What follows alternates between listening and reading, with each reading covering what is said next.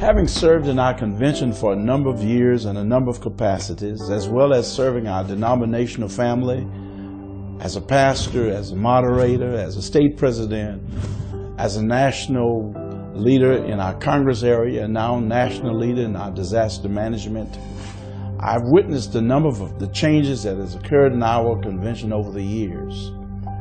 I see very much now that our convention stands in need of some fundamental foundational changes that must take place if we're going to face the demands of the years that are coming to us, as well as the times in which we live. Right now, I view our convention, though we've done some good things, we're operating now at about a 1950 pace in 2014.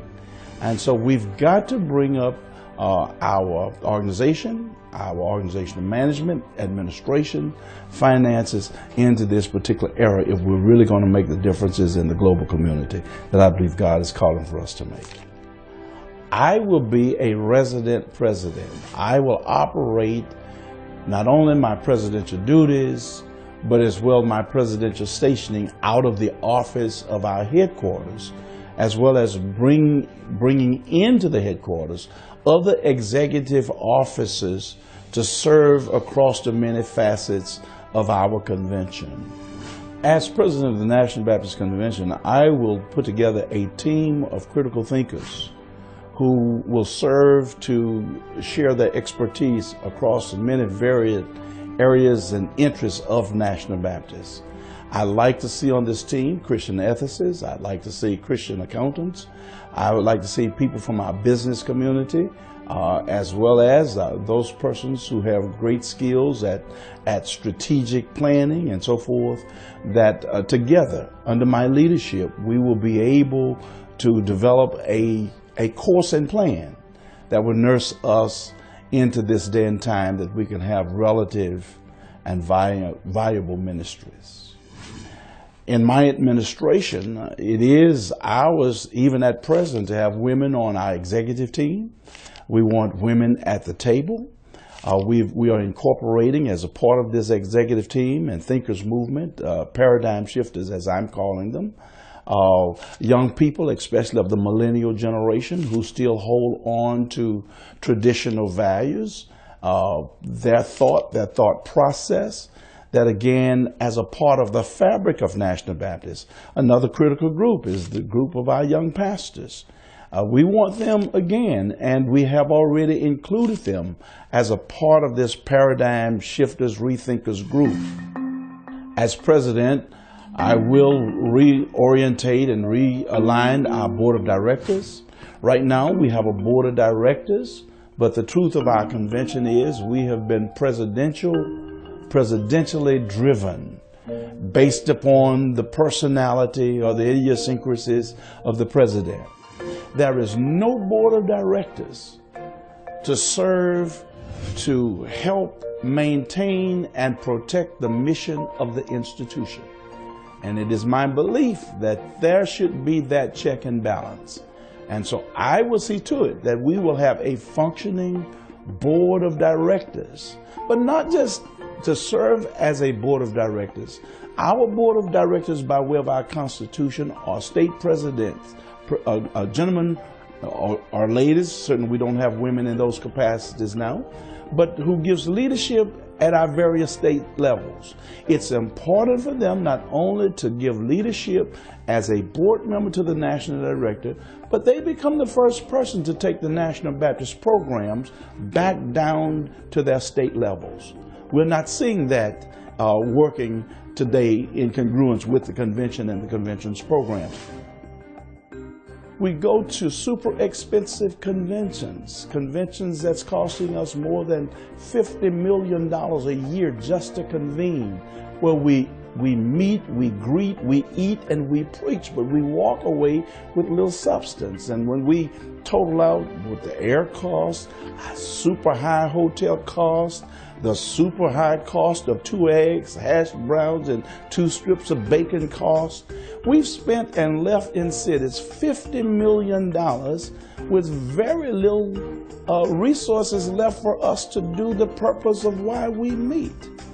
And the question comes back to us. That's going to be, I think, a question raised by God with regards to our administration. And any organization who spends $50 million is not broke. It is not broke. It becomes an administrative issue. As president, I will bring forth a cost-effective convention, not only cost-effective convention in terms of the convention itself, but to make it more affordable for our local church. Right now in National Baptist Convention, most of the weight of responsibility, that's financial responsibility, is resting at the local church. The local church struggles to take care of itself, one. It struggles to take care of its association, two. It struggles to take care of its state convention, three. And believe it or not, it struggles to take care of the National Baptist Convention. One church, for example, has budgeted $14,000 of its annual fund to support the denominational work. But they've also had to budget $17,000 to take the $14,000. Someone needs to ask the question or say something is wrong with this picture, especially while we're struggling to keep missionaries in the mission field, especially while we're struggling and really have not been able to come up with the resources to help some of our struggling churches. I will look at our convention and re-engineer it, is the word that I've been using, our auxiliary functioning structures. Right now, we have many auxiliaries doing many wonderful things. But the questions we've got to face, is it relevant to our needs today? When you look across our constituency and you're seeing primarily senior citizens, you don't see that 24, 25, that 35-year-old person out there. When you look out and see some of our practices, God bless them, and we've got to continue to do it because it serves them well. White dresses and red hats. Our younger women are not going to wear white dresses and red hats.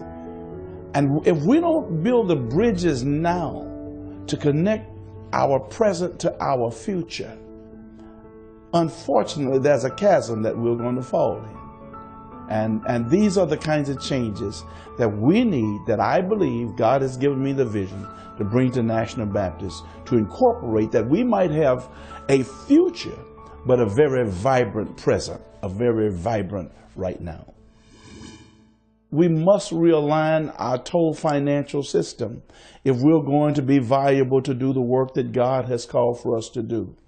We've got to correct our past. We've got to come into this day and time whereby our records can be in digital form, that again, we can participate and share in all that we must do, that our churches will have direct lines of communication with the National Convention.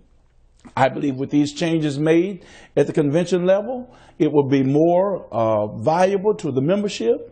It will increase in its value, and as well, we as a people can be proud to be members of the National Baptist Convention, USA Incorporated.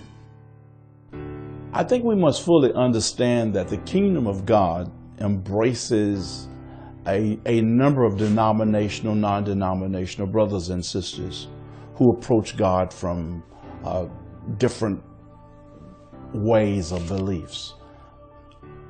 As Christians, certainly we all believe in the sonship of Christ, the deity of Christ.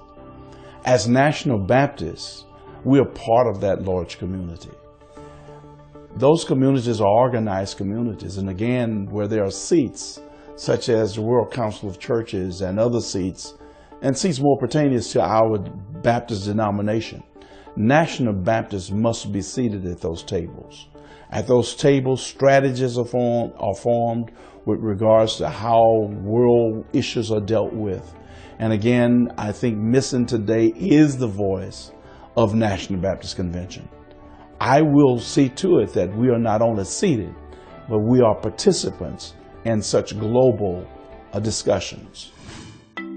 I think that God has preserved us for a moment of battle, engagement on social justice. We've just come through the Trayvon Martin piece. No worry, We've just come through the Justin Davis piece, I think, in Florida. No word. It's time for the African American Baptist Church to stand and take its rightful place in the kingdom of our Christ. We must decide whether we're on a cruise ship or a battleship. The Lord has really already defined for us that we're warriors and battlers for the kingdom of our Christ. Join me in helping to provide the leadership now needed to sail these turbulent seas. I'm your candidate. I'm your president. Vote for me. Thank you.